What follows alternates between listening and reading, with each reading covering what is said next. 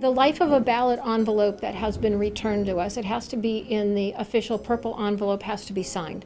It will go through a rigorous multi-level signature comparison review. It moves on to have the ballot extracted from that envelope. The ballots then have to be unfolded, have to be prepared for scanning, and then they will come into our ballot counting room where they will be scanned into the system and not tabulated until after 8 p.m. election night.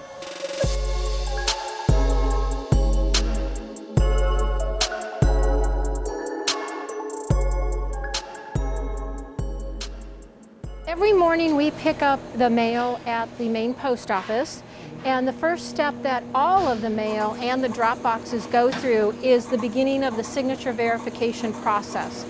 This machine, all it's doing is taking a picture of your signature on the envelope.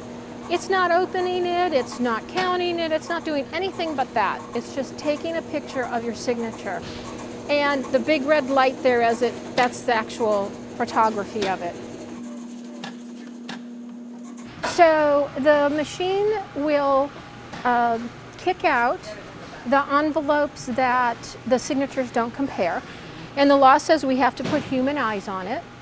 And so in a moment here, the signatures will come up, and this is the first level human eye review.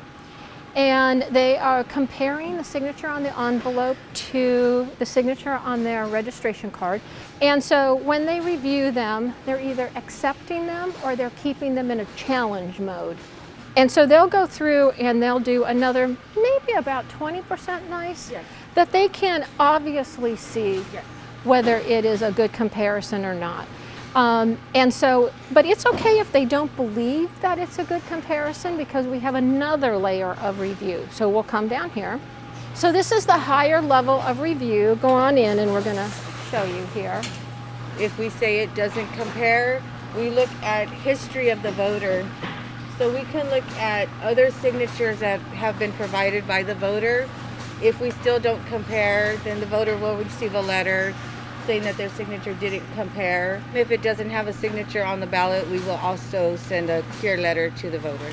When the voters do send in their cure letters, then Nyson and her group will also compare that against the registration. So we've sent out about 2,500 cure letters, and we've been getting a good amount back, which is the process, right? So that's a really good thing.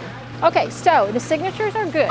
So now we separate them. This is a jogger, and actually this step is done before the extraction happens, because you have to make sure the ballot inside is in the corner of the envelope so that when it gets sliced, you don't slice the ballot and then have to duplicate it. So what this machine does is actually open the envelope, and it provides the true secrecy of the ballot because it separates the ballot from the envelope.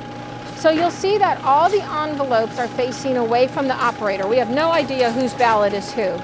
As it comes across, it slices the top of the envelope and the right-hand side of the envelope. As it comes across, the blue suction cups suck open the envelope, and the operator will reach in and grab the ballot. The ballot will be put in the tray above, and then the envelope will go off to the left and actually be packed away. They are unfolding the ballots because they were shipped back tri-folded. And the only thing they're really looking for is reasons why the ballot would not go through the scanners, meaning someone took a scissors to them, that's a bad thing. Or, as I like to say, Fresno County voters like to eat and drink when they vote, and there's usually remnants of something on the ballot. And then what happens is our manager, Julie here, will then bring them over here, and they need to be flattened. We have these devices, which are fleet unit repaired and created for us, and they're all compressed for about 30 minutes, and that's flat enough so that they go through the scanners really nicely. We pack them in a quantity of 250. It's just a random number, but that way we know what's here, they know what we sent in the room, and that just works out perfectly for us. So what will happen is, when she actually will fill the box, not at the moment, but she will seal the box with a green seal, And we use a lot of different colors here. And so green means good to go, good to get counted. And she'll assign a number to it, a serial number, and then she'll mark it on her log. When the IT people come over to take those boxes into the counting room, they will also sign for them and check all of the box numbers also. Ta-da. There you go. Thank you. Okay, so that's really it for here. So this is Ray and Ishkarn, and they're going to be scanning some of the ballots that you just saw go through the process. Go ahead, Ray. And we have 6 scanning machines in here. And the scanning does about 3,000 an hour, and it takes an electronic image of the ballot, and it will, contain all of the votes. And then at 8:05 election night, we will hit the button and actually tabulate them, and that will be the first set of results that you'll see on the website. So I have 6 scanners, and they do about 3,000 an hour. And then we have some what we call adjudication machines here. The system is geared so that the error and what we're focused on is highlighted in red. I can either look at the highlighted in red where the error is showing, or I can see the original ballot scan. It allows me 2 different views. So in this case, I like to see if what the error is pointing at. So here it's pointing at for a write-in for president. Now in the state of California, there were certain allowable write-ins. So I go here, check my box here, check the box, and then I say, okay, are Mark, Charles, and Adrian Wallace, are they eligible write-ins? And yes, they are. So it allows me to select the Mark, Charles, and Adrian Wallace option and accept that ballot. So what happens, and it happens a lot on the measures, if you just go to the back page. So it's a yes and no answer, right? So they'll fill in yes, and then they'll change their mind and they'll put a big X over it, and then they'll vote no. The system says, oh, that's an overvote. They voted for both things. But what we can do here is say, oh no, voter intent was very clearly, I don't want the yes, I do want the no. And the operator can confirm that voter intent and then move on to the next ballot.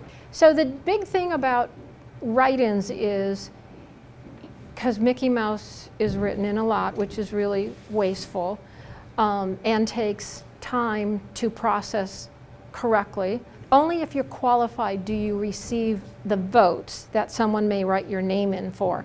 If you're not qualified, that write-in vote just stays in the write-in bucket and it has no value. They will hit the tabulation button after 8 p.m. They will run an election summary report. They will print it off.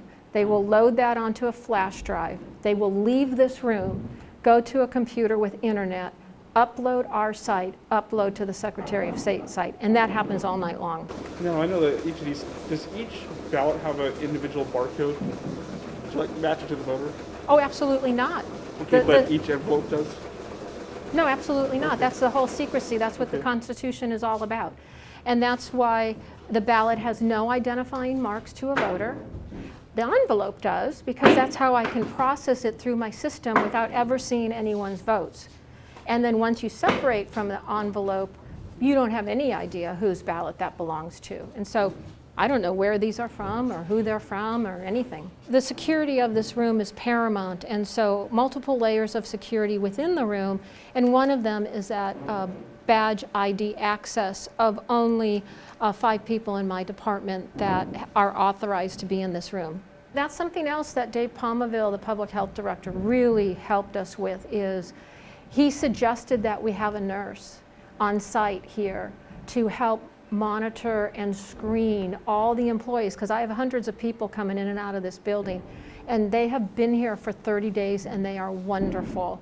And she does all the screening into the building. If they go out for lunch and come back in, she does their screening again. She roams around, makes sure everyone is properly wearing their mask over their nose.